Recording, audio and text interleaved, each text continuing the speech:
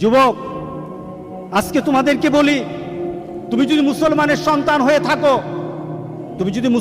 সন্তান হয়ে থাকো, তাহলে আজকে তোমাকে এই চিন্তা করতে হবে, এমন কাজ আমি করব না যেই কাজের জন্য আমাকে মৃত্যু পরবর্তী জীবনে আমাকে গুনাহ পেতেই থাকবো, এই কাজ আমি করব না।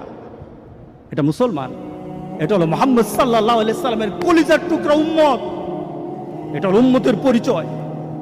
আজকে আপনি আশ্চর্য হবেন, গোটা পৃথিবীতে এখন নেট ব্যতীত মানুষ থাকতে পারে না।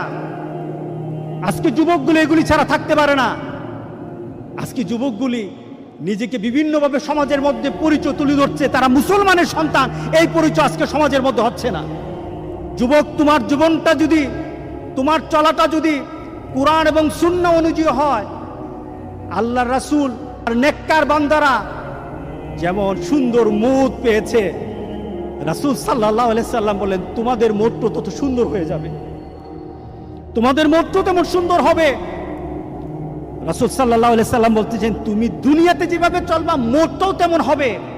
কোন ধরনের খারাপই যদি তোমার মধ্যে থাকে, তুমি যদি খারাপ নীতিতে চলো, তুমি খারাপ দৃশ্য নিয়ে চলো, তোমার হাতে খারাপ থাকে, তোমার ঘুমের সময় খারাপ জিনিস তোমার সাথে থাকে, তুমি তোমার বন্ধু বান্ধবের সাথে যখন আড্ডা দাও তখন তুমি খারাপ কোন দৃশ্য নিয়ে তুমি কথা বলো, তুমি তোমার বন্ধু বান্ধবের সাথে যখন কথা বলো তোমার ভিতরে খারাপ চিন্তা থাকে, তোমার মতটাও তেমন খারাপই মত হবে।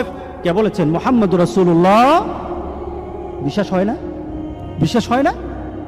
মুহাম্মদ সাল্লাল্লাহু আলাইহি সাল্লাম বলে গেছেন তোমার মতটা তেমন হবে। শুধু তাই নয়, কামা তামুতুন্না তুবাসুন,